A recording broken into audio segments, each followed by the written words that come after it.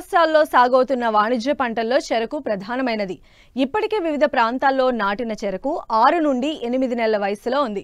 ఈ దశలో భారీ వర్షాలు, ఈదురుగాళ్లు వస్తే తీవ్ర నష్టం వాటిల్లే ప్రమాదం ఉంది. కాబట్టి జడ చుట్ల ద్వారా చెరకు తోటలను కాపాడుకోవాలని సూచిస్తున్నారు మెదక్ జిల్లా బసంతపూర్ వ్యవసాయ పరిశోధనా స్థానం ప్రధాన శాస్త్రవేత్త డాక్టర్ విజయ్ కుమార్.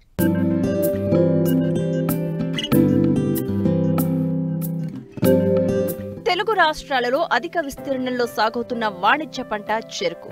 12 నెలల పాటు కొనసాగే ఈ దీర్ఘకాలపు పంటను కొంతమేర వర్షాధారంగానూ అధిక శాతం నీటి పారుదల కింద సాగు చేస్తున్నారు.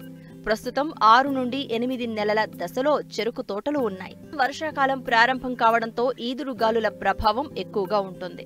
చెరకు పడిపోతే గడలపై కణుపుల వద్ద కొత్త పిలకలు వచ్చి దిగుబడి తగ్గిపోతుంది. పడిపోయిన తోటల్లో ఎలుకలు, పందులు చేరి నష్టాన్ని కలుగజేస్తాయి. చెరకు తోటలు పడినప్పుడు గడలపై పగుళ్లు ఏర్పడి పంచదార దిగుబడులు తగ్గిపోతాయి. దుబ్బలు ఎండిపోయి కార్సి పంటలో దిగుబడులు తగ్గుతాయి.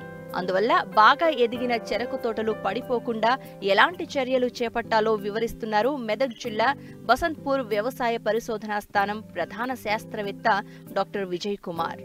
వర్షాకాలంలో వచ్చే అధిక వర్షాలకు, బలమైన గాలులకు చెరకు పంట పడిపోతూ ఉంటుంది.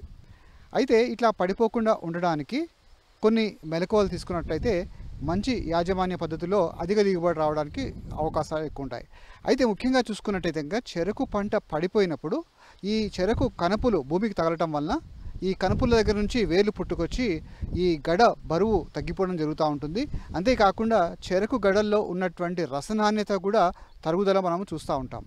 అయితే సకాలంలో మొదల వరకు మట్టిని ఎగదోయడం, అదేవిధంగా చెరుకును జడ చుట్లు వేసుకున్నట్టయితే ఈ చెరుకు వర్షాకాలంలో వచ్చే బలమైన గాలులు, వర్షాలకు చెరుకు పంట పడకుండా ఉండడానికి ఆస్కారం ఉంటుంది. అయితే ముఖ్యంగా ఏంటంటే చెరుకు ఎదుగుదల మరియు పంట కాలాన్ని బట్టి 2 నుంచి 3 సార్లు జడ చుట్లు వేస్తూ ఉంటారు. ముఖ్యంగా మనము జనవరి, ఫిబ్రవరి మాసంలో వేసినటువంటి చెరుకును చూసుకున్నట్టయితే కనుక ఈ వర్షాకాలం వచ్చేసరికి 2 మీటర్ల ఎత్తు పైన పెరుగుతూ ఉంటుంది.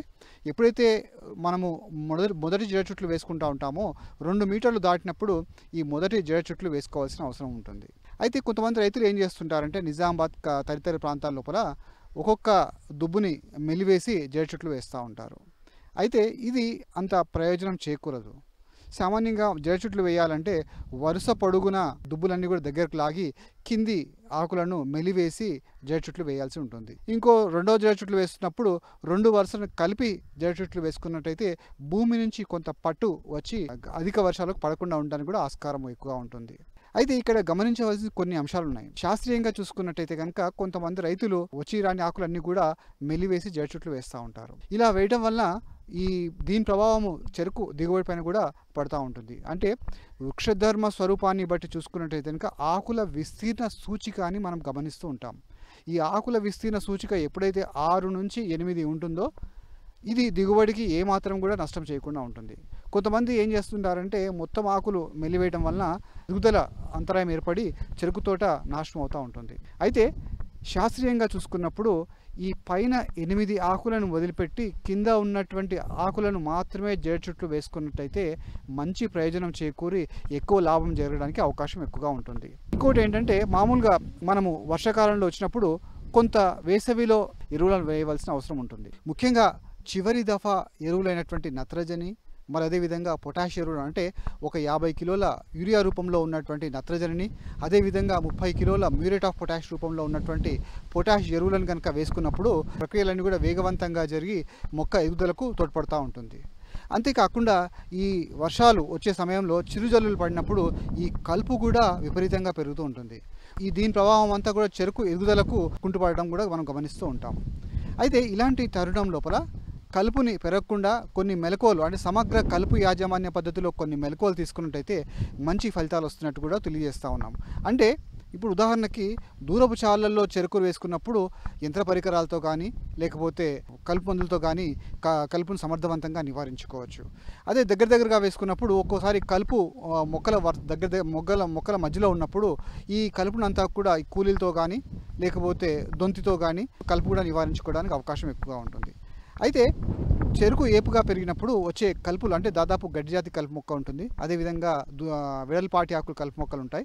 ఇలాంటి కలుపు మొక్కలు నివారించుకోవడానికి మెట్ సల్ఫ్యూరాన్ మిథైల్ అంటే 12 గ్రాముల మెట్ సల్ఫ్యూరాన్ మిథైల్ని 200 లీటర్ నీటి లోపల కలిపి ఈ చెరుకు వరుసల మధ్యన కనుక ఈ కలుపు ఉన్నట్టయితే ఆ కలుపు మధ్యలో కొట్టినప్పుడు ఈ సమర్థవంతంగా కలుపు నివారించడానికి అవకాశం ఎక్కువగా ఉంటుంది.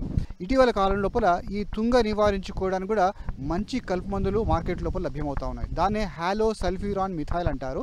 ఇదే 30 గ్రాముల హాలో సల్ఫ్యూరాన్ మిథైల్ని 200 లీటర్ నీటిలో కలిపి ఈ తుంగ ఉన్నటువంటి ప్రాంతంలో కనుక పిచికారీ చేసుకున్నట్టయితే సమర్థవంతంగా కలుపు నివారించుకోవడానికి అవకాశం ఎక్కువగా ఉంటుంది. జడ చుట్టూ వేసేటప్పుడు భూమిలో తగినంత పదును ఉండాలి, లేదంటే గడలు విరిగిపోయే ప్రమాదం ఉంది. మొవ్వులోని 8 పచ్చని ఆకులను వదిలి మిగిలిన ఆకులను విరిచి జడ చుట్టూ వెయ్యాలి. పంట పెరిగే కొద్దీ 2 నుండి 3 వరుసల్లో జడ చుట్టూ వెయ్యవచ్చు. దీనివల్ల దిగుబడితో పాటు పంచదార దిగుబడి కూడా పెరుగుతుంది.